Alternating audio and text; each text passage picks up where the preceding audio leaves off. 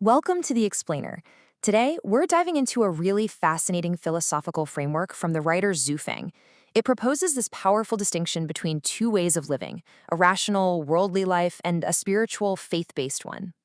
So, according to the author, you can pretty much break down life on Earth into three distinct categories. You see that huge slice? That's the mortal life, where most of us, around 85% of people, supposedly live. Then you have these much smaller slivers for the wise and the spiritual. So, what exactly separates them? Let's dig in and find out. All right, here's our game plan. We're going to start with those big classifications, then really get into the core conflict between these two ways of thinking. And we'll wrap up by looking at what this all means in the real world. Sound good? Let's jump in. Okay, first up, three ways to live.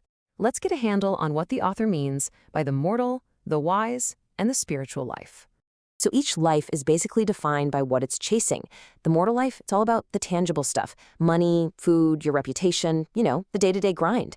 The wise life kind of levels up to more abstract ideals, things like truth, kindness, beauty. But the spiritual life in this framework is on another plane entirely. It's focused on one thing, a connection to a creator and understanding a universal path, what the text calls the. Now, this is where it gets really interesting. The whole philosophy hinges on this fundamental split between two ways of thinking, the rational and the spiritual. Think of these as two completely different operating systems for your brain. Rational thinking's whole game is calculation.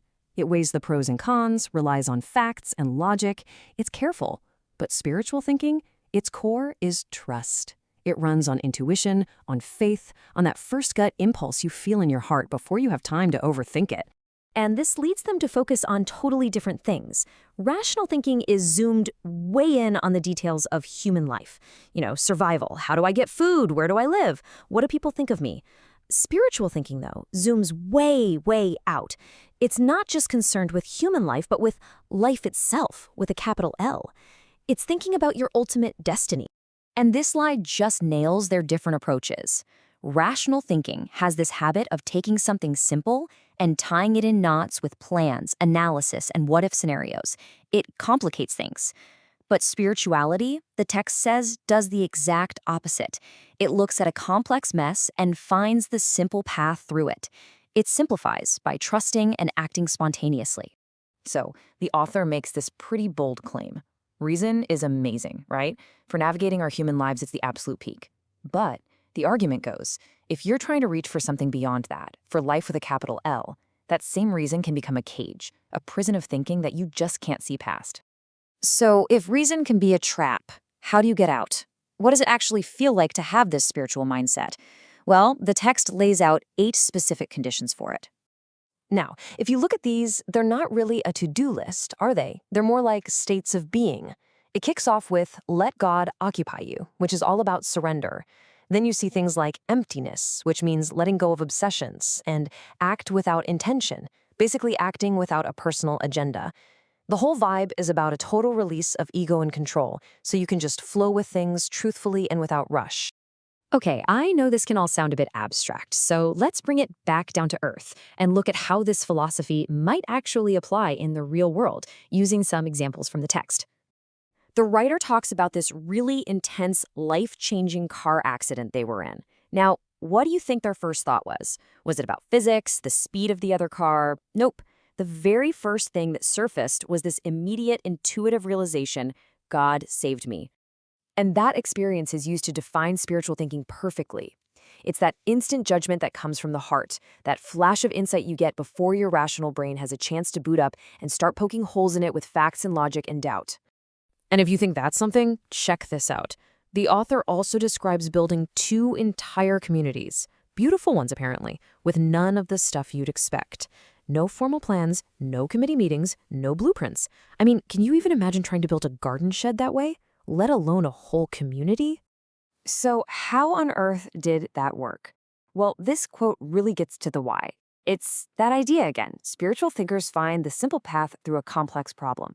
Instead of getting bogged down in what would have been an absolute nightmare of planning, they trusted their intuition and just got it done.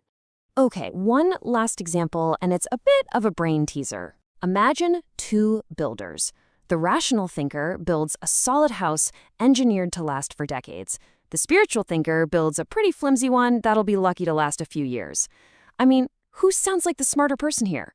It seems pretty obvious, right? Which leads to the obvious question. Why in the world would you intentionally build a house that's just not gonna last? And here's the twist.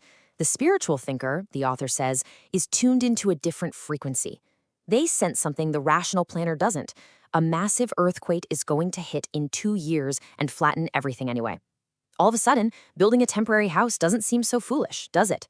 It's a kind of foresight that completely bypasses conventional logic. This whole idea of building on the right kind of knowledge brings us to our final, really powerful metaphor from the text. It's drawn from the teachings of Jesus Christ, and it's all about the foundation you build your life on. It's the famous parable of the two builders. One builds on solid rock, and his house withstands any storm. The other builds on shifting sand, and, well, it's a disaster. Within this framework, the rock is that solid foundation of spiritual trust. It's unshakable. And the sand? That's the ever-shifting, unstable ground of a purely rational, calculating life. And so, this whole framework really leaves us with one simple but pretty profound question to think about for ourselves. Is the life we're building, our own house, standing on solid rock, or is it built on sand?